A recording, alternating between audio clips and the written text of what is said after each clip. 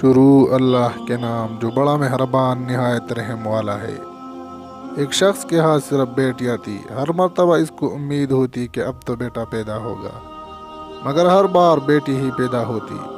اس طرح اس کے ہاں ایک کے بعد دیگرے 6 بیٹیاں ہو گئی۔ اس کی بیوی کے ہاں پھر ولادت متوقع تھی۔ وہ ڈر رہا تھا کہ کہیں پھر لڑکی پیدا نہ ہو جائے۔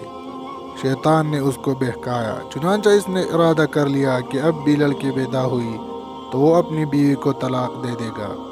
رات کو سویا تو اس نے عجیب و غریب خواب دیکھا۔ اس نے دیکھا کہ قیامت برپا ہو چکی ہے۔ اس کے گناہ بہت زیادہ ہے جن کے سبب اس پر جہنم واجب ہو چکی ہے۔ لہذا فرشتوں نے اس کو پکڑا اور جہنم کی طرف لے گئے۔ پہلے دروازے پر گئے تو دیکھا کہ اس کی ایک بیٹی وہاں کھڑی تھی جس نے اسے جہنم میں جانے سے روک دیا۔ فرشتے اسے لے کر دوسرے دروازے پر چلے گئے۔ وہاں اس کی دوسری بیٹی کھڑی تھی جو اس کے لیے آڑ بن گئی۔ اب وہ تیسرے دروازے پر اسے لے گئے۔ وہاں تیسری لڑکی کھڑی تھی جو رکاوٹ بن گئی۔ اس طرح فرشتے جس دروازے پر اس کو لے کر جاتے وہاں اس کی ایک بیٹی کھڑی ہوتی جو اس کا دفاع کرتی اور جہنم میں جانے سے روک دیتی۔ غرض یہ کہ فرشتے اسے جہنم کے 6 دروازوں پر لے کر گئے، مگر ہر دروازے پر اس کی کوئی نہ کوئی بیٹی رکاوٹ بنتی چلی گئی۔ اب 7واں دروازہ باقی تھا۔ فرشتے اس کو لے کر اس دروازے کی طرف چل دیے۔ اس پر گھبراہٹ طاری ہوئی کہ اس دروازے پر میرے لیے رکاوٹ کون بنے گا۔ اسے معلوم ہو گیا کہ جو نیت اس نے کی تھی غلط تھی۔ وہ شیطان کے بہکاوے میں آ گیا تھا۔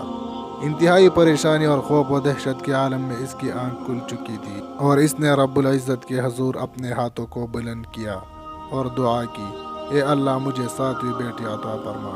اس لیے لڑکیوں کی پیدائش پر رنجیدہ خاطر ہونے کے بجائے خوش ہونا چاہیے۔ ایمان کی کمزوری کے سبب جن بدعقیدہ لوگوں کا یہ تصور بن چکا ہے کہ لڑکیوں کی پیدائش کا سبب ان کی بیویاں ہے، یہ سراسر غلط ہے۔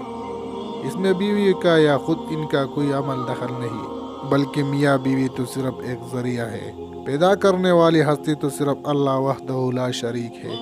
وہی جس کو چاہتا ہے لڑکا دیتا ہے، جس کو چاہتا ہے لڑکی دیتا ہے، جس کو چاہتا ہے لڑکے اور لڑکیاں ملا کر دیتا ہے، اور جس کو چاہتا ہے بانجھ بنا دیتا ہے۔